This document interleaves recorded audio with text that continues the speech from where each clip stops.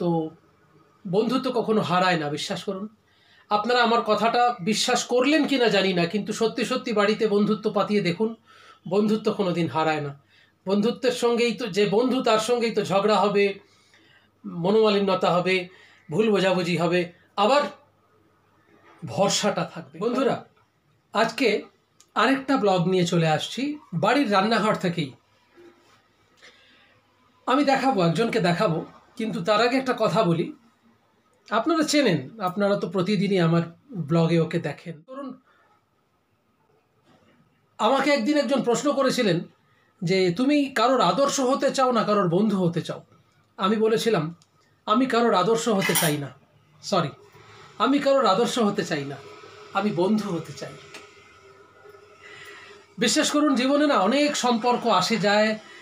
পৃথিবীতে যখন জন্মেছিলাম, ছোট ছিলাম, তখন আমাদের পরিবারটাকে দেখেছিলাম অনেক বড়, অনেক বৃহৎ পরিবার। জ্যাঠা, কাকা, দাদা, দিদি, মামা, মানে মামা, মামি, তারা আসা যাওয়া, বিশাল বিশাল সম্পর্ক। আজকে মাইক্রোস্কোপের নিচে ফেললেও দেখা যায় না কাউকে। আসলে সব সব কেমন যেন বিলুপ্ত হয়ে যায়।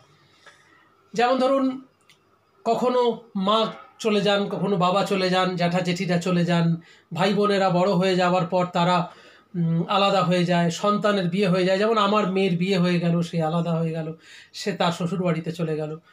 থেকে যায় শুধু একটাই সম্পর্ক, সেটা হচ্ছে বন্ধুত্বের সম্পর্ক। এই যে আমার বন্ধু, আমরা খুব ছোট্টবেলার বন্ধু, তাই আমরা বন্ধুই। হাতে শরবত নিয়ে হাজির, হাতে শরবত নিয়ে হাজির। তো জানেন, যখন আমার খুব কঠিন সময় আসে, আলোর দিকে ফের, যখন খুব কঠিন সময় আসে, সেই কঠিন সময়তে আমাকে বলে যে আমি না দুঃখ পাচ্ছি তোর জন্য। আর আমি ওকে বলি, দূর পাগলা, আমি দুঃখ পাচ্ছি তোর জন্য।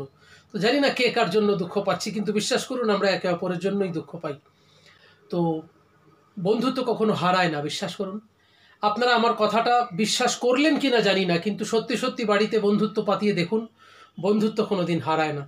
বন্ধুত্বের সঙ্গেই তো, যে বন্ধু তার সঙ্গেই তো ঝগড়া হবে, মনোমালিন্যতা হবে, ভুল বোঝাবুঝি হবে, আবার ভরসাটা থাকবে। কারণ যখন খুব মন খারাপ হয়ে যায়, যখন খুব কষ্ট পাই, তখন দেখেছি বন্ধু হাতটা শক্ত করে ধরে, বলে জানে আমি তো রয়েছি, চিন্তা করছিস কেন। তো এই কথাটা না বন্ধু ছাড়া আর কেউ বলতে পারে না। তো চলুন, আমাদের দুই বন্ধুকে কেমন লাগলো আপনাদের জানাবেন। চ্যানেলটা সাবস্ক্রাইব করতে ভুলবেন না। আমার চ্যানেলের নাম ডেইলি লাইফ অ্যান্ড ব্লগ 73, আর আমার বন্ধুর চ্যানেলের নাম আমি আর আমার ইচ্ছে 75।